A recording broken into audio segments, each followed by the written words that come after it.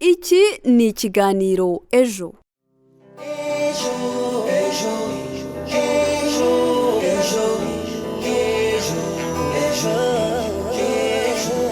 Ibihe byiza mwe mwese mukomeje gukurikirana gahunda za radio Ijwi rya Amerika ivugira ku murongo w'104.3 FM. Ni umwanya w'ikiganiro ejo mutegurirwa n'umuryango Ejo Youth Eco ukorera i Kigali mu Rwanda.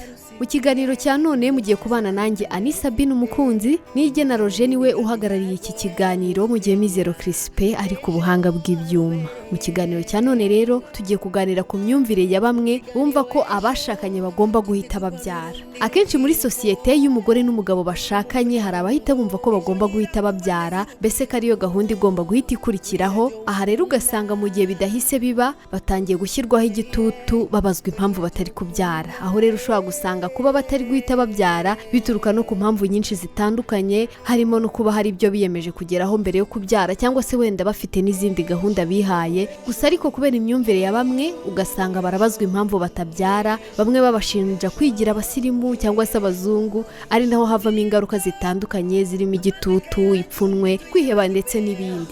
Hari naho rero usanga imiryango ibizamo, bamwe bagatangira gushinja umugore cyangwa umugabo ko baba batabyara cyangwa se bakamushyiraho igitutu ko bakeneye umwuzukuru. Ugasanga rero uwo muryango uhozwa ku nkeke kubera ya myumvire ya bamwe ko abashakanye bagomba guhita babyara. Turaza kumva ibitekerezo by'abaturage kuri iyi ngingo ndetse n'ubuhamya bw'umwe mu muryango washyizweho igitutu cyo kubyara nyuma yo gushakana nk'umugabo n'umugore. Mu gusobanukirwa rero ibitera iki gitutu, ingaruka zacyo ndetse n'icyakorwa ngo iyi myumvire icike, turaza no kumva kandi impuguke mu by'imibanire y'abantu. Si ibyo gusa rero kandi bakunzi b'ikinamico ngira nkugire, reka mbabwire ko uyu munsi muraza no kuba mukurikirana agace ka 10 k'ikinamico.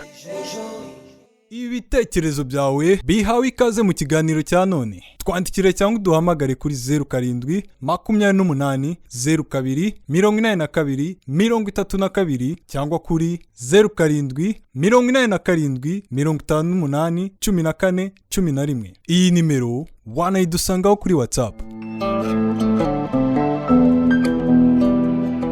Umuryango wa Sibomana David w'imyaka 28 n'umugore we w'imyaka 25 batuye mu karere ka Ngoma. Bashakanye mu mwaka wa 2020 rero bamara imyaka igera kuri 3 batarabyara. Icyakora kubw'icyo bavuga ko ari umugisha w'Imana, uyu muryango waje kubona umwana w'umukobwa ndetse baherutse kwibaruka mu kwezi kwa 7 k'uyu mwaka wa 2022. Urumva rero ko bagiye kuzuza amezi 3 avutse. Uyu muryango rero uratanga ubuhamya bw'uko kumara umwaka urenga babana nk'umugabo n'umugore batabyara bitaboroheye kubera igitutu n'amagambo y'urucantege bashyirwagaho n'abaturanyi babo. Uko rero babyitwayemo n'inama bagira indi miryango y'urubyiruko nibyo tugiye kumva. Byari mu mwaka wa 2 kuko tuba tumaze umwaka, ubundi iyo uzanye umugore akagira amahirwe ati twanda ku kanya, ariko ukwezi kwarashize amezi 3-4 ati twarabivuze ati twarabivuze kuri umugabo atabyara, umugore arabyara. Bese ukumva ninjye bari batsikamiyeho cyane. Mwajya kwa muganga bakababwira ko kwa muganga ko nagiyeyo barampema basanga ni muzima, n'umudamu arapema basanga ni muzima, arambwira ati mwihangane muzabyara nta kibazo, mwese muri bazima, ni imisi bitaragera. Ariko wishinze amagambo y'abaturage ntago wakubaka uri mw'ibyo bibazo. Nyine nk'umuntu yarazaga akamara bikatwaba cyane nko turi nk'ahantu nko gukora ahantu runaka, ukumva nk'umuntu ateruye nk'ikijambo akavuga ngo ariko hano turi gukorana n'umuntu witwa ingumba. Nanjye nkavuga ngo ariko kuki mwibanda ku muntu w'ingumba kandi atariwe wiremye, Imana ariyo yamuremye? Igihe nikigera umugabo Imana yansubije bizagenda bite? Ugasanga nyine barimo baranshyira igitutu cyane kirenze, ngiye nkumva nta kibimbwiye, Imana ari izankorera imirimo. Igihe cyaranageze numva nanata n'urugo nkagenda, bakaza bakagira inama umugore ati va muri urugo ugende, ntago umugabo wabyara. Ntibabaga batuma umwana runaka ngo akugere uko yarakucunaguza, ahubwo ati we ntago uzabyara umwana, kandi ibyo akabikura mu babyeyi biwe nawe akabikugezaho. Kumva ni ibintu bibabaje cyane, ntago byari bishimye. Umudamu arabyumvaga agatuza, nanjye nkabyumva nkatuza, uko ziza kubaho ntago tuba tukiri kumwe, yarasubiye iwabo nanjye ndi jyenyine. Nta bindi numvaga birenze kuri jyewe, numvaga ko igomba kunsubiza kandi nawe yarabyakiraga. Oya ntabyo kuko ntago yigize nabikinisha byo kuvuga ngo wenda yanca hanze ngo arebe ko wenda ari we yaba abyara cyangwa atabyara. We yarihanganya ngo mu rugo turabana, igihe kigeze tubona rimwe Imana yadusubije kuduha umwana w'umukobwa, tumwita umubyeyi Nakita. Reka duhe n'uyu mubyeyi atubwire uko byari bimeze icyo gihe, byagenze gute? Abantu bababwiraga ngo kimwebwe? Nyine nabaye nyagira barambwira ati sije gukora iki wundi kuri wa mugabo atabyara. ubwo ngubwo bibaye ngombwa ndangije nawe ati se ko umuntu Imana ari yimuha ugira ngo abantu nibo biha nuko ubwo ngubwo nuko nta kundi igihe kigeze tubona turabyaye nta nubwo twigeze duhangayika kuri twe ko twarasengaga bikomeye. mwabyitwayemo mutugo Twe twagiraga icyizere yuko tuzabyara kuko Imana niyo itanga urubyaro. ni izihe nama mwagira abo bantu bumva ko umugabo n'umugore bashakanye bagomba guhita babyara byanze bikunze? inama nagira abantu nk'abo rero baza n'abagore bibwira ko bahita babyara kandi ubundi Imana ariyo itanga, akagombye kumenya ko Imana ari igomba kuba yakugenera ikanakwambura. Kandi niba ubonye ko hari umuntu uciye mu buzima nk'ubwo ngubwo gutinda kubyara, utagomba kumuseka ahubwo ugomba kumusabira nawe akazashyira mu mugongo cyangwa agaterura nk'umubyeyi. Ukwitwara kwabo neza ni ukumva ko niba bamubwiye ibyo bintu bamubwira nk'umugore ngo ntabyara cyangwa se umugore akabwira umugabo ngo ntabyara, bagomba guhumurizanya bo ubwabo uko babana, bakumva ko bagomba kwihangana kandi ibintu bikazagenda neza, ntibakumva ibyo hanze kuko ibyo hanze birasenya ntabwo byubaka.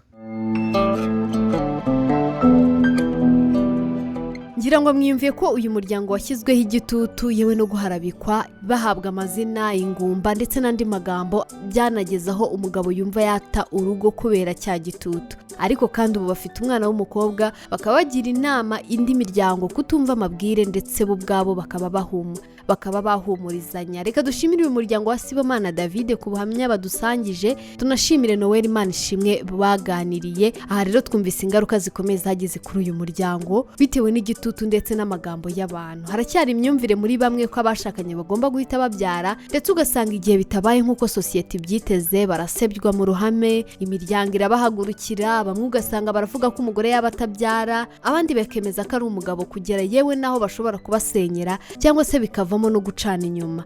Wowe udukurikiye rero ndagira ngo utubwire, ese ubona ari iki cyakorwa ngo iyi myumvire icike? Ese hari igitekerezo wifuza kudusangiza ku ngingo turi kuganiraho uyu munsi? Twandikire kuri 0780282232 cyangwa se kuri 0787581411. Iyi nimero wanayitwandikiraho kuri WhatsApp. Ese ubundi iyi myumvire ya bamwe mu baturage bumva ko abashakanye bagomba guhita babyara kugera naho hari aho usanga sosiyete ishyira igitutu ku bashyingiranywe, igira izihe ngaruka ku bagize umuryango? Kuri iyi ngingo rero mugenzi wacu Noel Imanishimwe yanatwegeranyije ibitekerezo bya bamwe mu batuye mu ntara y'Uburasirazuba, aho ni mu karere ka Kirehe, ku mpamvu itera iyo myumvire, aho abenshi bahuriza ku kuba ngo ubundi biba byitezwe ko umugabo n'umugore babana bagamije kubyara, kororoka no kwagura umuryango. Reka twumve ibitekerezo byavuye mu baturage batandukanye. Ubundi abaturage kugira ngo babane ni ukugira ngo babyare bungura umuryango. Iyo babonye mutabyara rero bahita babona kuri nk'ikivumwe, kuri nk'igicibwa, ku buryo nk'iyo uri mu bandi bagukumva utari nk'umugabo, ubwo bigatuma biviramo no kwiheba. Nyine baba bagira ngo ungure umuryango, ubwo rero wajya mu bandi bakaguca ngo ntabwo uri umuntu, ntacyo namaze. Waba uri umugabo ati va mu bandi, nta n'icupa ugomba gufata. Waba uri umugore ati ravuga iki kutabyaye. Impamvu ntaho bushingiye utabonye urubyaro mu gihe icyo ari cyo cyose, ntiwitwa umugabo, nese ubwo yakitwa umugore atarabyaye, ntibibaho. Ni kwa kundi havaho ingaruka, uca hirya waca hino, umwe muri mwe akazana uburwayi, ugasanga noneho mu rusenye mupfuye mwese nta n'uwo musize. Ni abantu bari aha hanze aha, umugabo iyo agiye ku kabari mumaze umwaka mutabyara, baramubwira ati uriya nta mugore ufite, irukana umugore uzana uwubyara. Oya, bagomba kubyara kuko baba bagira ngo bungure umuryango. Ariko nyine turabafite hano batabye, turabazi. Umugabo umuryango ukamutoteza cyangwa umugore akamutoteza ati kuki utabyaye, tusubira iwanyu, ibintu gutyo na gutyo na gutyo. Ariko ubundi Imana niyo ibigenga. Hari n'igihe ushobora kuzana umugore mukiha intego yo kuvuga ati twe tuzabyara nyuma y'umwaka, bitewe n'uburyo ki turi gushakishamo ubuzima. Abantu bagomba guhita bavuga ko mutabyara kubera ko muba mubona abashakiye mu rugero rumwe bo babyaye, bakavuga ati se bari abantu buriya ntarimo umuntu uri muri mutabyara. Ubundi iyo ushatse umugore cyangwa ugashaka umugabo, uba ugize ngo mwungure umuryango. Iyo washatse umugabo ntimuhite mubyara, ari wa mugabo arakubwira ati tu n'ubundi wowe ntabwo ubyara, ugasanga aratangiye agiye mu bandi bagore, nawe umujinya ukabura kwishe. Ariko ubundi ufite umutima wo kwihangana urihangana ukavuga ati Mana uzansubize nanjye mbone urubyaro mbone umwana nk'abandi. Ati imyumvire ituruka ku kuba abayifite bagamije ko mwungura umuryango mukaguka. Ati igihe rero bitabaye niho usanga bakwita ikivume bikagutera kwiheba, yewe umugore ntaba akizwa umugore bikavamo gutotezwa ndetse akaba yanasubizwa iwabo. Reka dushimire aba baturage bo mu karere ka Kirehe mu ntara y'Uburasirazuba ku bitekerezo badusangije, ndetse nanashimire nanone mugenzi wacu Noel Imanishimwe wabaganirije. Mwumvise ko iyi myumvire itera ingaruka zitandukanye kuri wa muryango washakanye ariko ntuhite ubyara, zirimo no guterwa ipfunwe ryo kujya mu bandi ndetse hakaba haziramo no kwiheba. Hari umwe wagivuze ati hari igihe mubana mwihaye intego ko muzabyara nyuma y'umwaka, ariko kubera ko ya myumvire iri muri sosiyete bagatangira kubashyiraho igitutu, yewe banabita ko mutabyara.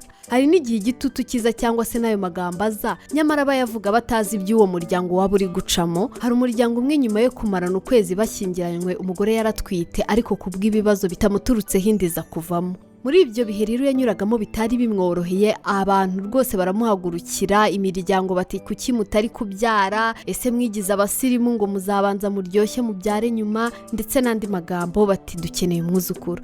Tuganira rero yarambwiye ati hari igihe yajyaga yumva yihebye akifungirana akarira, noneho yabahura n'abamubwira ngo ubwo se murashaka kwigira abasirimu, agahinda kakamwica kuko ntabwo ari kugenda asobanura buri wese uko byagenze nyine, ariko akavuga ati rwose abantu bakwiriye guhindura imyumvire no kuvuga amagambo atari meza ku bandi, cyane ko akenshi baba batazi n'ibyo bihe muba muri kunyuramo. Inzobere mu mibanire ya muntu rero Manzendore Thierry Jean Pierre arasaba ababyeyi ndetse n'abandi ba hafi b'umuryango washinze urugo kwirinda kubashyiraho igitutu ku ngingo yo kubyara. Ibi bishingira ku kuba uyu muryango mushya usagarirwa bishingiye ku myumvire ifitanye isano n'umuco ko kubyara ari amaboko, bakirengagiza ko hari impamvu zirenze imwe zishobora gutuma bidakorwa cyangwa ngo bibe mu gihe runaka. Ibindi ni mu kiganiro kigufi yagiranye na mugenzi wacu Ishimwe Honore.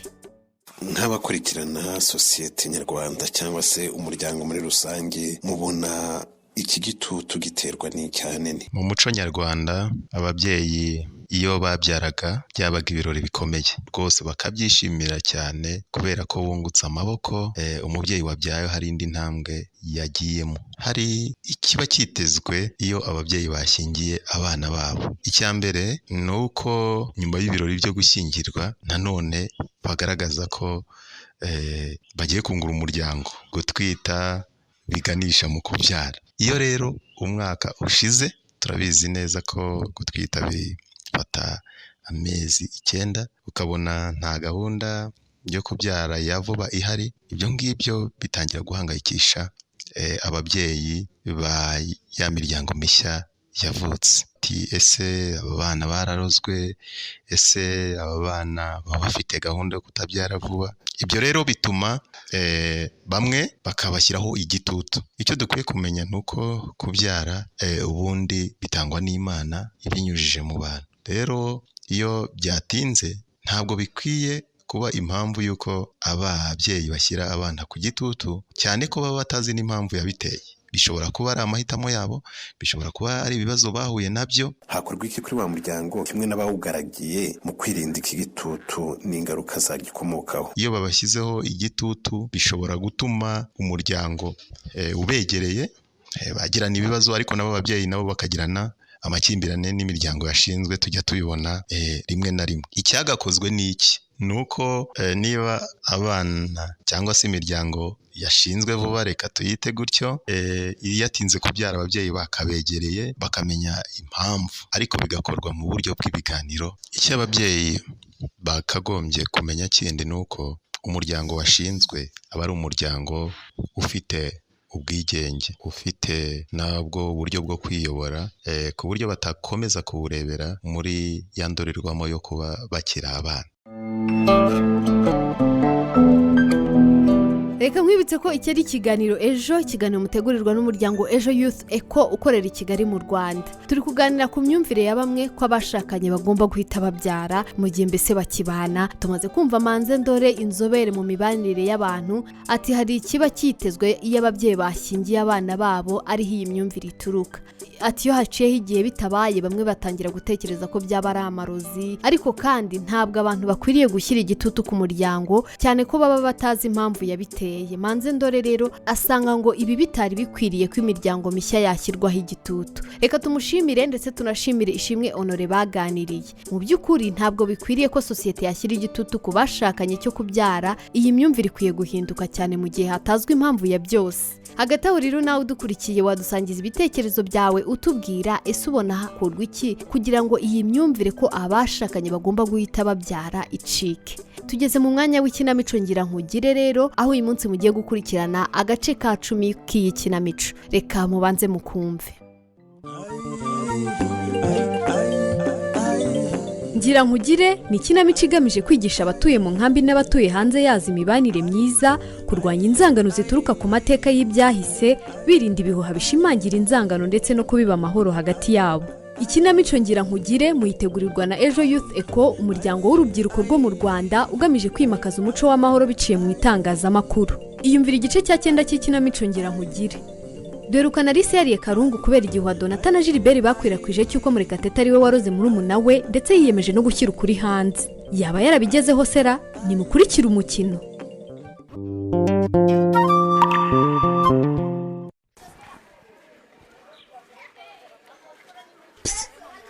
Ndi hano Sharuga. Nari mubuze pro. Onangiye kukurebera mu biro byawe. Oya, biro nabisohotsemo. Ubu ndacungana n'amasaha ngo muzikengera mwinjire. Rabasigaye iminota mike. Harakana ko mu mbere kambwiye ngo muranshaka. Ego sha nagenda kubaze. Nimba ari amakuru ya Valentino uzi inyuma y'ibyamuvuzweko. Yewe, ayo heruka nanjye niyo mperuka pe. Sharugamba nawe nta byawe. Ntabwo bigeze uja kumuramutsa. Mubana hafi, mwigana. Nateganyaga kujya nimugoroba mvuye ku ishuri. Nakinye football iryoshye n'abana twigana ntinze pe. Be Sharuga. Ukurikije uko Valentino muzi n'umuryango wiwe. Ubona biriya bintu bishobora kuba ari byo canke ibyabihuwa. Aha. Usanga abantu babeshiranira rega.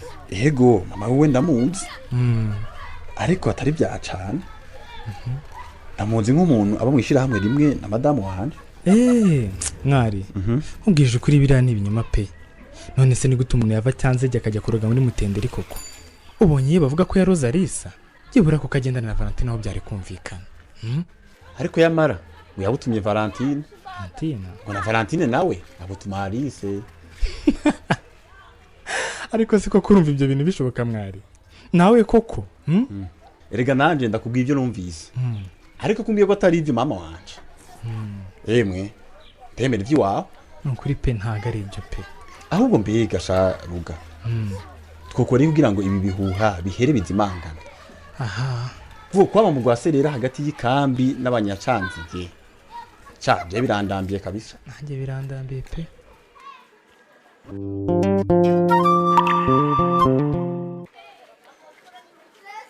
Alice ko wigunze nibiki? Wandetse rebe. Kya mu ishuri cyangwa usange bagenzi bawe. Yo. Wabuze mugenzi wawe none ushavura. Ariko wamuhebye Valentine kweli. Muhebe, Valentine ni inshuti nyabaki. Abantu batwara amagara y'abaziranenge. Ariko ibyo mwabikuye hehe koko? Hari n'umushobora kuzana gihamya ko mama Valentine ari we wishe muri umuna wanjye. Ngwaho rero. Cyangwa n'urwango rudashinga mu bafitiye. Ubundi se ko numva mwandushije agahinda kandi umuvuga ko baroza ari muri umuna wanjye. Hewe, cyakoze muri bitangaza koko. Uri gitangaza mukobwa. Wowe bandanye wizirika kuri ba nta kigongo. Ni wowe ukurikira. Ahaha. Suko ari njye utahiwe rebe. Ahubwo bibaza kuba ari abaruzi nk'uko mubivuga baba barampereyeho. Umvika ijuju. Noneho urumva iyo bagutangurira ko abantu batari guca babakeka. Ndakugira inama mwana w'impunzi bugenzi wanje. Ahaha. Ikiboneka cyo Imana yarakuburiye. Valentine muve ko hakiri kare gukwegana nawe uvyibagirwe. Uzoruza twigire muri ya groupe itavanze y'abanyamutenderi na gwakayuza. Kuko igiye mwahora mwigiramwo ivanze. Birashoboka ko abanyacanziga ariko barihorera mugenzi wabo nawe bikakujaniranya. Aha, ibyo umbwira ni amafuti rebe. Sinzareka kugendana na Valentine cyangwa abanyacanziga. Kuko ntacyo mbashinja na kimwe. Ibyo kugendera mu Kigali rero ntabwo nabikora. Ikindi kandi umenye ko batarose muvandimwe wanjye ahubwo yishwe n'indwara zituruka ku mwanda. Bavuga ngo iyo bumenye imwe bwari ikindi.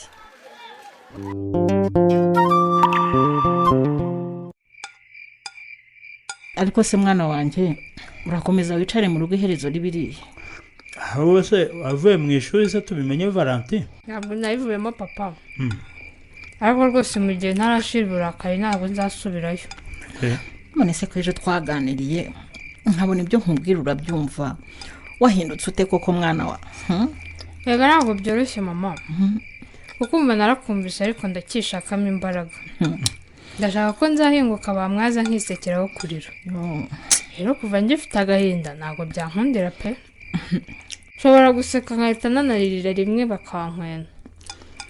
umva rero Valentine ndiso n'uyu nawe ni nyoko amafaranga y'ishuri n'ibindi bikoresho uhabwa biba byatuvunnye hari abaterankunga uzi dufite ntabwo nuko rero ndavuze ngo sinshaka kongera kukubona wicaye muri uru kutiga kwawe se urabahima cyangwa urihima natwe utaturetse. ndabona message iturutse kuri mwarimu mupenzi.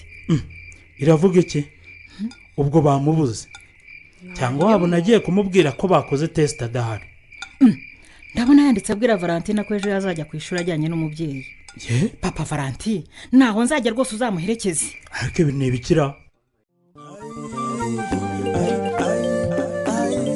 amaye nka Valentine bamutumye umubyeyi ko ababyeyi batangiye kwitana ba mwana so bazabona umuherekeza ku ishuri bahu naho ubutaha.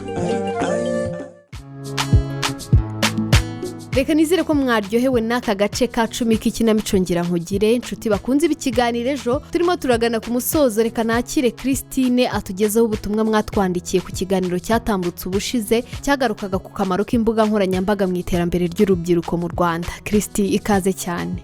urakoze kuma ikaze cyane bakunzi bacu b'ikiganiro. nk'uko mugenzi wanjye amaze kubibabwira, tugiye kubagezaho ubutumwa mwadusangije ku kiganiro cyatambutse ubushize, aho cyagarukaga ku myumvire ababyeyi cyangwa abantu bakuru bafite ku ikoreshwa ry'imbuga nkoranyambaga mu rubyiruko. dukomeje n'ubutumwa, reka duhere ku butumwa bwa Nsengimana Mark uherereye mu gihugu cy'abaturanyi mu Burundi Muhinga, aho yagize ati imbuga nkoranyambaga zifite akamaro kanini cyane, aho yatanze urugero ko zidufasha kumenya byinshi ku bijyanye n'ubumenyi. naho Emmanuel wo ku Ruhuha mu karere ka Bugesera yagize ati imbuga nkoranyambaga zidufasha kuzibonaho amakuru ndetse no kuzicururizaho ibihangano, gusa ngo ariko ziba mbi iyo zikoreshejwe nabi. naho Liliane we yagize ati imbuga nkoranyambaga zifite akamaro kanini cyane ku iterambere ry'urubyiruko. dukomeje n'ubutumwa bwacu, Ezekiel we agira ati imbuga nkoranyambaga ni nziza mu gihe zakoreshejwe neza kandi ko zifasha abantu kumenyekanisha icyo bashaka ku buryo bworoshye. dusoreze ubutumwa bwacu bw'uyu munsi ku mukunzi wacu Nsanzimana Sabe, aho yagize ati imbuga nkoranyambaga zigira umumaro ukomeye ku buzima bwacu. bakunzi b'ikiganiro ejo, ubutumwa bwa none tubuhiniye aha, tuzasubira ubutaha mu mwanya nk'uyu.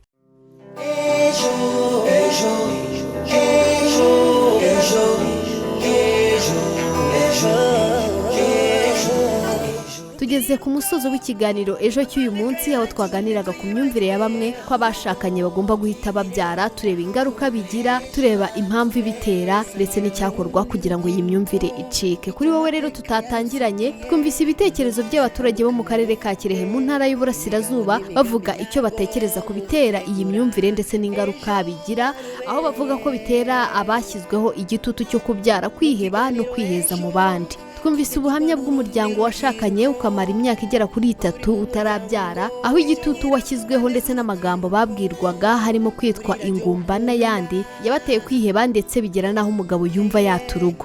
usibye ibyo rero kandi twumvise impuguke mu by'imibanire ya muntu Manze Ndore avuga ko sosiyete ikwiriye guhindura iyi myumvire, cyane ko haba hari impamvu nyinshi zatuma umuryango udahita ubyara. ndetse kandi mwakurikiranye agace ka 10 k'ikinamico ngira nkugire.